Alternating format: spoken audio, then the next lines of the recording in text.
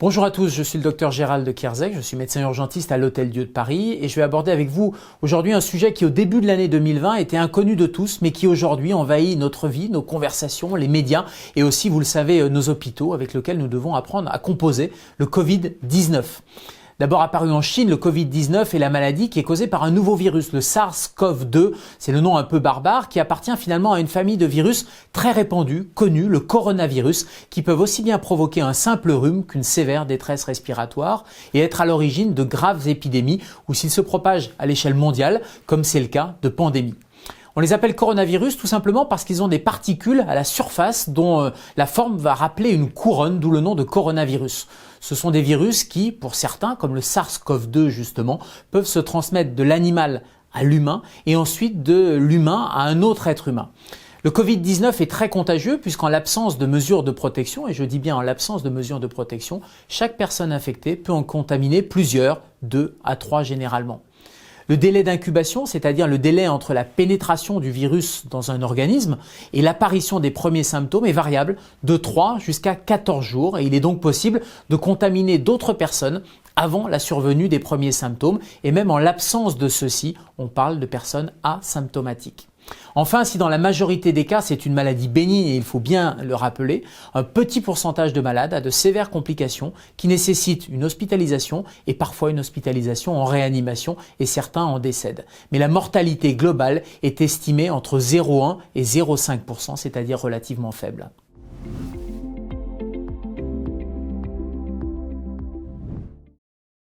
La maladie se transmet par les postillons, ces gouttelettes que nous projetons en toussant ou en éternuant par exemple. Les gouttelettes d'aérosol que nous produisons en parlant et en respirant contiennent aussi du virus. De même, si après avoir touché des surfaces et des objets contaminés par ces postillons, nous portons les mains à notre visage, notre bouche, notre nez, nos yeux, geste que nous répétons plusieurs centaines de fois par jour de manière totalement réflexe, nous risquons éventuellement d'être contaminés. Le contact permanent et rapproché avec la clientèle et les équipements que réclament la qualité de service attendue dans les hébergements, animations et activités touristiques, quel que soit le poste que vous occupez, obligent donc à se protéger de façon efficace afin de réduire ces risques de contamination et de propagation du virus. On parle de gestes barrières, ils sont fondamentaux pour ne pas vous contaminer et pour stopper la propagation.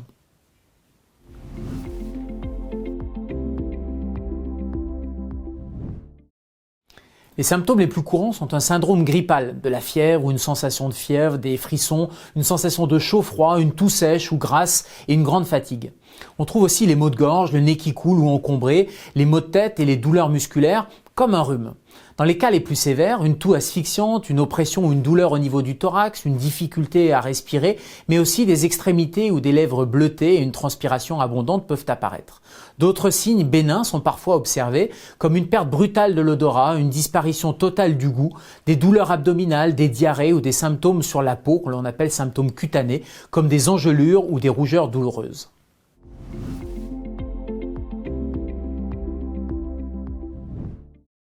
Si vous ou l'un de vos proches ressentez l'un de ces symptômes, que vous l'observez chez un collègue ou un client ou qu'il vous le signale, il est important d'agir rapidement pour appliquer les mesures d'isolement des personnes, procéder au nettoyage spécifique des zones fréquentées ainsi que du linge s'il s'agit d'un client.